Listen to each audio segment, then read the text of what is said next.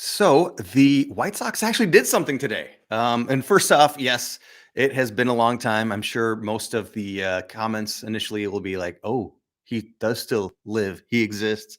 Yeah, it's been a long time since I've done a video, done any kind of a live stream, and there's an element of, well, can you blame me? It was such a rough year last year. And yeah, just really there wasn't much to talk about, sadly, because the White Sox just really fell flat when we needed them to perform most. Um, this is definitely going to be a video where we celebrate the news that Andrew Benintendi apparently just signed a 5-year deal with the White Sox, the largest free agent contract the White Sox have ever been able to close. They've offered much more to bigger names, and people just don't come to the South Side, unfortunately. But yeah, we did finally we got a left-handed uh defensively gifted outfielder, something that we've been hunting for it seems like forever. I wanted to do a video a while ago that was going to be on just what the White Sox have done so far in the offseason, and with the hopes of, what can we hope for going forward. If you were running the team, what would you want them to do? And the offseason went really quick this year. And previous years, it just dragged on and on and on into spring training. But so many of the top players have signed deals already. And John Smith, thank you for coming in. And yes, long time no see. Hope all is well. It is. It's been a very busy time. I've been traveling a bunch, but I am back home now. Time for the holidays and in time for Andrew Benintendi to become a Chicago White Sox. So I want to go over everything that's happened. And in the near future, I hope to do a more in-depth video that we look at the White Sox budget.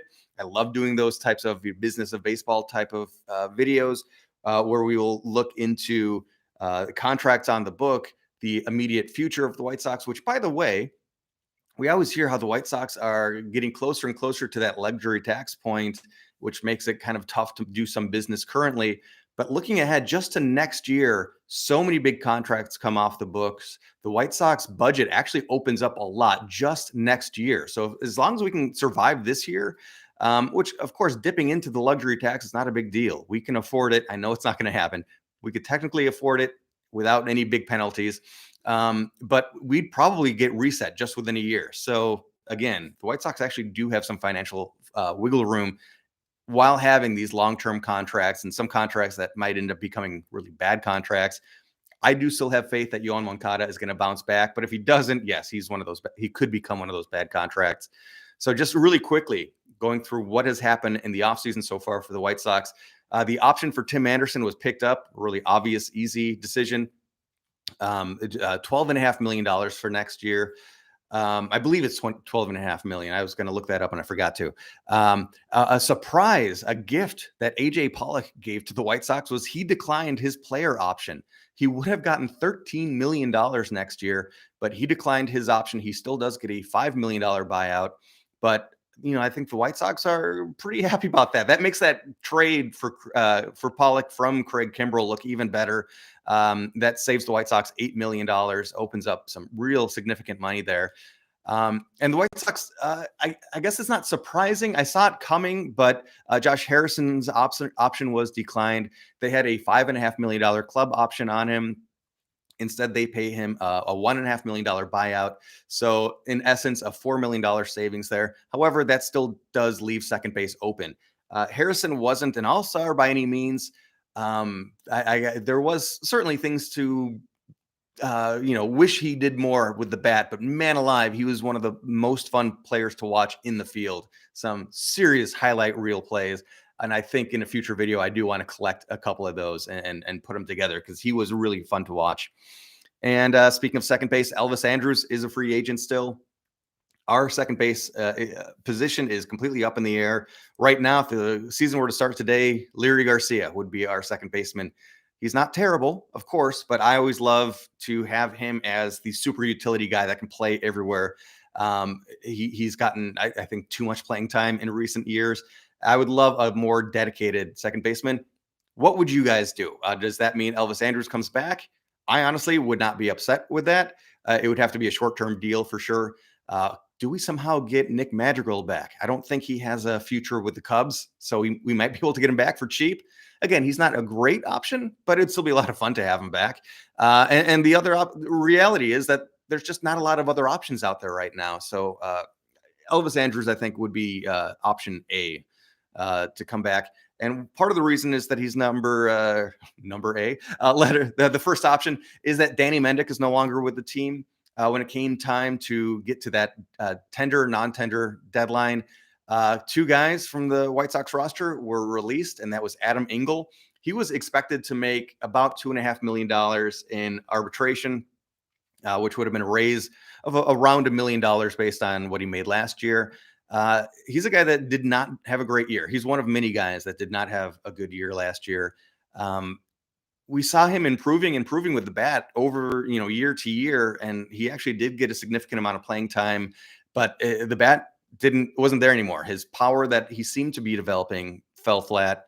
And I don't want to say it was an easy decision to drop him, because he's a guy with a high upside and tremendous defense. But knowing that the White Sox were in salary cutting mode, cutting his potential $2.3 million salary off the books, I kind of saw that one coming, unfortunately. Danny Mendick was going to go into arbitration for his first time and get a modest raise up to $1 million from the league minimum, which is, I can't remember exactly, around $700,000. And his case was complicated. I thought he would stick around, but his case was complicated by the fact that he was injured at the end of last year. And I think his injury, I don't exactly know how bad it is, but I believe his injury was going to at least delay his spring training. So I think that's what made it a decision for the White Sox to cut him free. Now, both of these guys can be re-signed. Mendick, I could really easily see getting re-signed on a minor league deal. But in addition to saving the money, the outright money, that opens up 40-man roster spots. And the White Sox, I think, we're at 36 players. Signing Andrew Benintendi today will, of course, take him up to 37 million now, or 37 players on the 40-man roster. So the White Sox still do have flexibility there.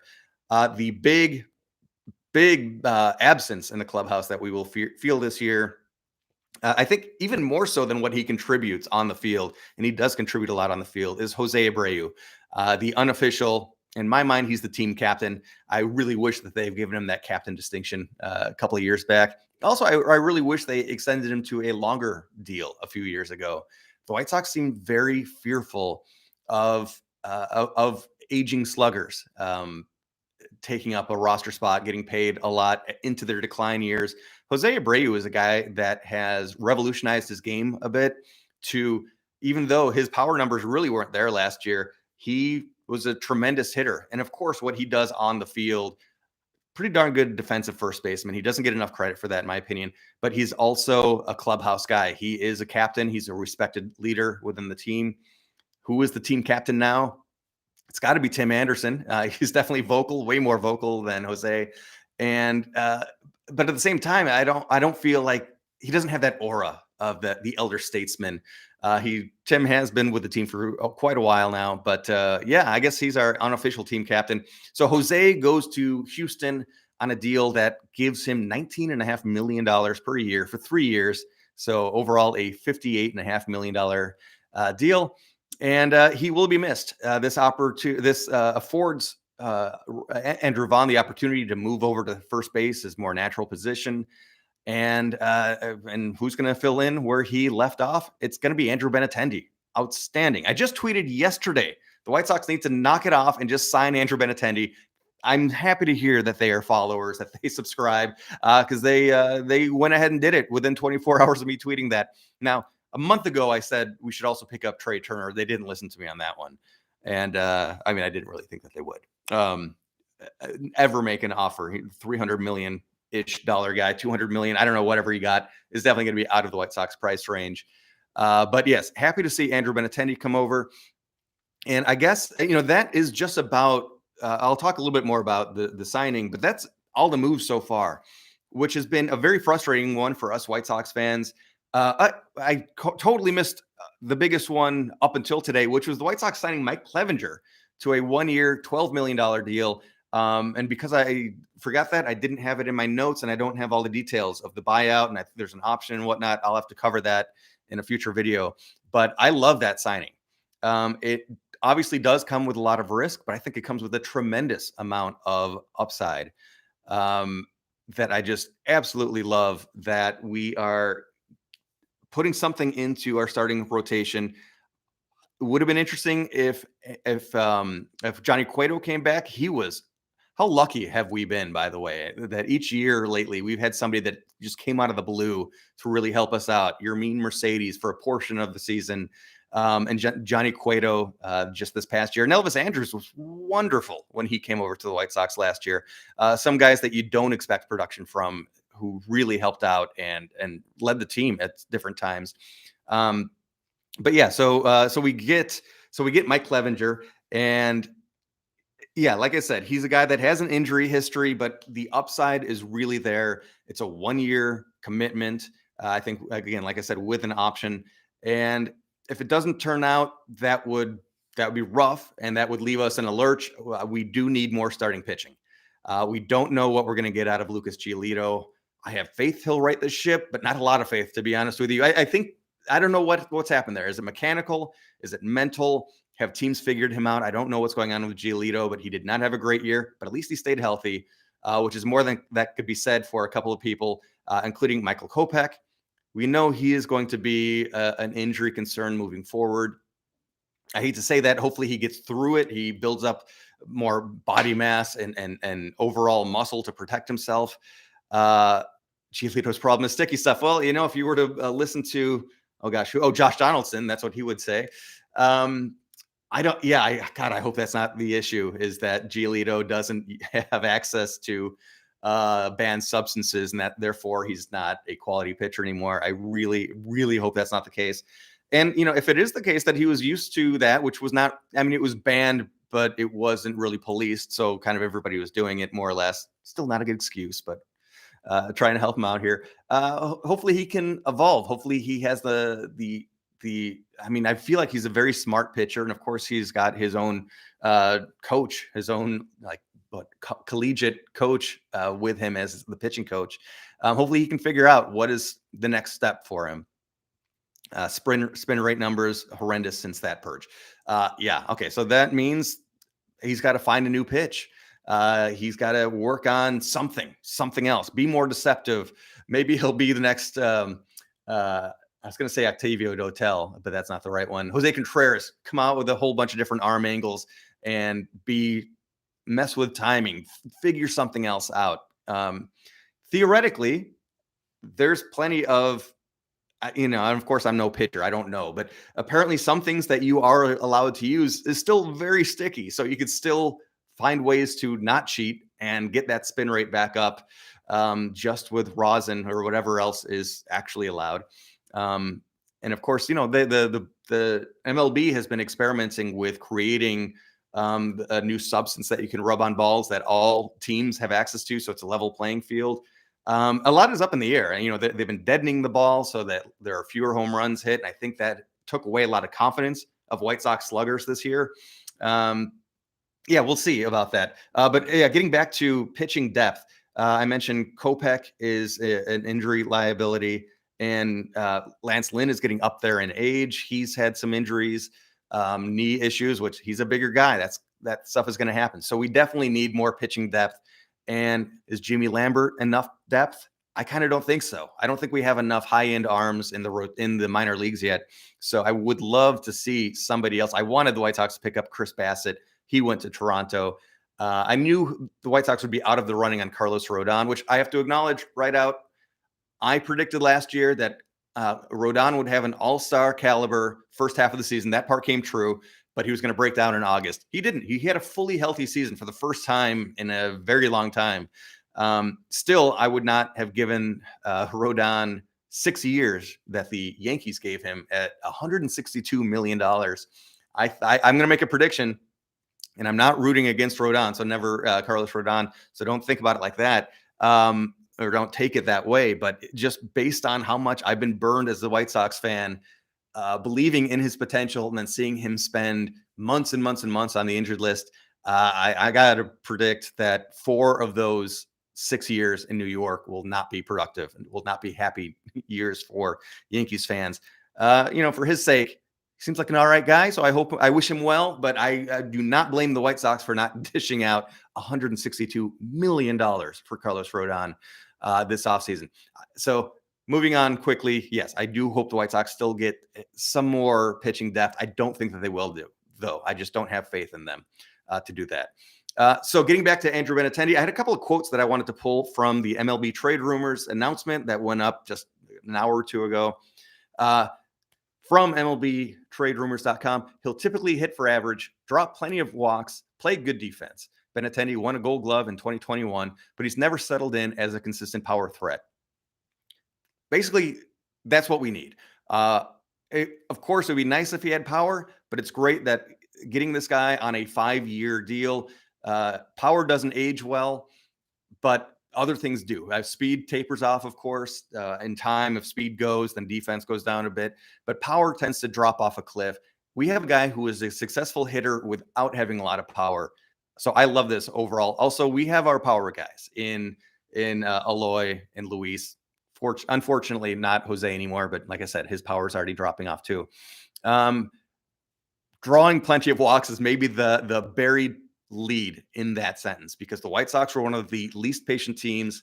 Lots of strikeouts, not enough walks. If we have a guy who part of his normal game is drawing a lot of walks, we're going to love to see him hit maybe number 2 behind Tim Anderson, maybe even number 1. I'm not exactly sure how he's going to slot into the lineup, but he'll be at the top there somewhere. And if he's drawing a lot of walks, he's getting on base for the bigger power hitters. And Andrew Vaughn, speaking of power hitters, Andrew Vaughn and Gavin Sheets. I don't know how Gavin Sheets is going to factor into the season. We'll have to talk about that. But yeah, he's getting on base, and he's also making the pitcher throw more pitches, hopefully wear them down a little bit before the big hitters come in. But yeah, hitting for average, drawing walks, and the upgrade he's going to give us. If even he was a league average outfielder, that is going to be a big upgrade over Aloy, Sheets, and Vaughn getting those innings. So that is just already a big upgrade, and that's going to make the pitchers a lot happier too. I thought Vaughn did a very admirable job filling in right field, a position that was not his own. He did a stellar job for a first baseman, but here we're going to have a true outfielder, corner outfielder, and again, a former Gold Glove winner out there. When you get to the business of baseball, Benintendi pushes Chicago's luxury tax ledger a bit north of $205 million. That is still $28 million shy of the first tier of penalization. So luxury tax threshold is $233 million. And of course, that is all individual contracts averaged out over the life of the contracts, which is why it says our luxury tax hit is $205 million right now. Our actual payment is, I think, in the 190s. Approaching 190. We are going to be at around the same level last year. That was I think Reinsdorf's mandate, unfortunately, even though all baseball teams got a $30 million boost this year when Disney took over a streaming service that MLB designed. So every team is going to get a bonus $30 million that they can draw from. Happy to see that the White Sox are actually reinvesting some money, because if it went down while getting much more unexpected free money, it would have just continued to not go over well. So yeah, at the end of the day, we still need to address second base. I think everybody, even in the front office, knows that. I anticipate them doing something. I don't know what that is. I hope it doesn't come from trade, unless it is from a place of wealth, which we don't have a lot of those, unfortunately. At one point in time, we had a whole bunch of catchers we could have traded from our catching depth. Catcher is not a secure position anymore, especially with Yasmani Grandal. Really, really having a rough year last year. Sebi Zavala has taken a step up. That is nice, but we don't have a lot of depth behind them. We definitely don't have pitching depth. The one place we do have a little bit of depth, I would say, would be outfield, especially after the signing, because our future ideally has Oscar Colas and Yoelqui Cespedes. Hopefully those guys are both very close. Hopefully Oscar Colas is playing with the White Sox this year. That would be awesome. But also we have Gavin Sheets, who I think is proving himself as a capable major leaguer, though not a great fielder. and not a great average guy. He has some prestigious power here or there, but I don't really know what the future is for him. So yes, we will do a future video where we will dive in. It won't be a live stream; it'll be a produced video, diving in more to Mike Clevenger, the Benintendi trade, and getting into the White Sox long-term contract obligations. As always, if people have questions, please do post them. I really do love being able to interact with you. And yes, I think I needed October to drink the pain away, and then November to sober up. But here I'm back. I'm not going to be doing videos every week or anything like that, but I will be posting more frequently. I didn't plan on doing this live stream, but if big news breaks, I will just jump on and do a live stream. So if you are a White Sox fan, and by all means, feel free to argue with me. I love getting other perspectives, other viewpoints. Sometimes I'll go back with why I still think I'm right, but hey, you can change my mind just as easily as anything else. And at the end of the day, I'll always say, I don't know at all. Baseball keeps us all humble because the White Sox should have run away with it. And also, going back to our preseason predictions, remember we thought it was going to be such a dogfight down to the wire, White Sox versus Tigers. And wow, I think the Tigers lost 90-something games. So yeah, you just never know what's going to happen in this wild, fun sport. I've been even having dreams of spring training baseball. So I am geared up. Even before this trade, I'm geared up. I'm still excited. I think a lot of White Sox players will have bounce back years. I think Moncada is going to come back, and he's got a lot to prove. So hopefully he proves it next year. I'd love to see what a full healthy season, which, knock on wood, you can never plan for that. But I'd love to see what a fully healthy season for Yasmani could do. Is that why he was so bad last year, or would he just have those nagging injuries? And of course, Aloy and Luis. Thank you guys for sticking around. Oh, do we feel like Hendricks will be traded because of the budget? Good God, I hope not. By the way, good to see you, JG23, one of the regulars and very committed fans of this channel. I don't want to say fan. That seems arrogant and egotistical, but followers of this channel. I think that would send such a terrible message. Liam has a lot of value, and his contract, it's big in the scope of the White Sox, but it's not big overall. He's definitely worth the money he's getting paid. And also, I think it's important to note that the White Sox created that weird contract structure with Liam so that his luxury tax hit on the last year of his contract ends up being a zero, which is very savvy and smart. And I can't believe the league didn't create a rule against doing that in the future. And that doesn't make sense for the White Sox to create that contract unless we keep him for that entire time. Granted, that makes that contract more valuable from a trade perspective too. So I really don't think Liam will be traded. I would be very upset if he was. Part of that question is if Liam does get traded and we get something awesome back, we get an all-star second baseman, maybe something that would soothe things a little bit. Who is our closer at that point?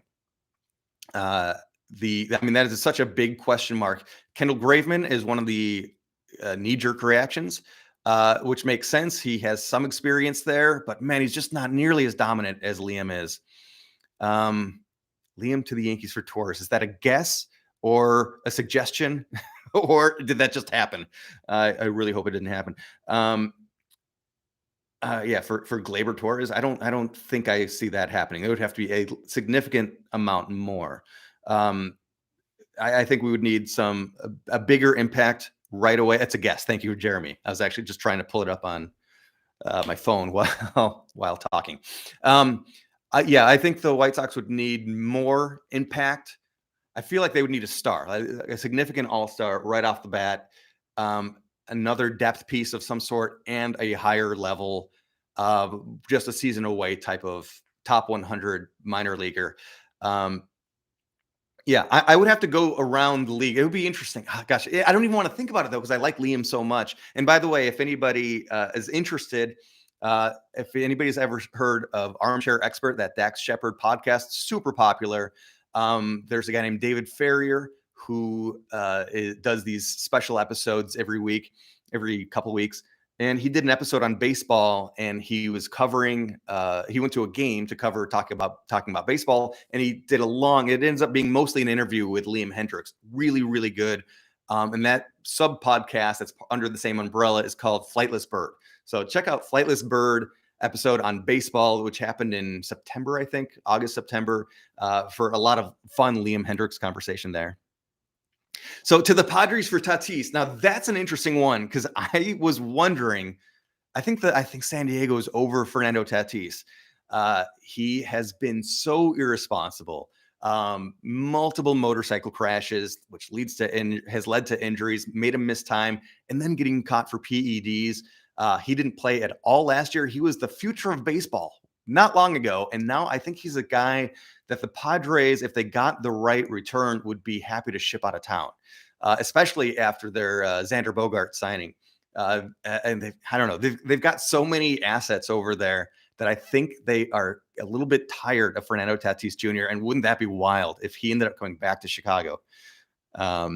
So yes, the JG Lopez would be the other option in my opinion as well. I think Aaron Bummer actually has closer type stuff, but he doesn't yet have the control. He was a tough luck pitcher a couple of years ago where he only ever gave up soft contact, but it ended up just trickling through in between fielders, and he allowed so many these weak base hits. And then last year he had a tough time locating. His pitches have so much movement on them that they're a challenge for him. I think Bummer could be a guy that has closer stuff if he just kind of harnesses his control issues. But in the meantime, and you don't want to be figuring that out in the ninth inning in a close game. But Lopez or Graveman are the closer options. Those are absolutely for sure. Also, though, in the meantime, Ronaldo Lopez, again, a guy that you didn't expect much contribution from, had a great year last year. I would not be opposed to him getting another shot at starting, especially if somebody does go down with injury. And hopefully that doesn't happen, but you just don't get through a major league season without losing a starter at some point for significant time. It's unfortunate to say, but true. I've been chatting with you guys for about almost a half hour now. Love it. And I do want to get back in the swing of things. So by all means, please do comment, leave questions. You can tweet at me. I think it's just my name, Scott Marcus. You can find me on there. Usually I'm tweeting White Sox stuff, but I talk movies a little bit too. Don't know about him being a regular starter. I think that's Lopez. Maybe some spot starts. So, yeah, exactly. Spot starts, I think, if he's getting a spot start, starting part of a double header or filling in here or there. I don't know. I think he's figured something out. And he's got to continue to prove it because we saw him struggle and suffer at times as a younger starter. We've seen him have success too, but last year was something different. So I'm just really curious what's going on with Lopi. I'm happy to see him progress and take some next steps as a major leaguer. And I can't guarantee that he would be a good starter, but he's showing me something that he's a fighter, which is not something we saw before, that he's willing to put in the time and effort and really, again, take that next step. As a reliever, you can empty the tape in one inning, which you can't do as a starter. Yeah, that's absolutely true. But I don't know if that's what the issue is with Lopez. I'd have to really look at some of the analytics. Does his fastball drop off after the third inning or something like that? And maybe that's the case, and maybe that's what makes him a very hittable starter. But yeah, again, a great year, and we'll see. Maybe he'll get some opportunities in spring training, and he'll show us, can he be a starter or not? But whatever the case, he's not needed as a starter right now, and hopefully he won't be needed. But yeah, he was a very electric pitcher to watch. Come in important situations and actually get the job done. Okay, I'm gonna wrap it up for now.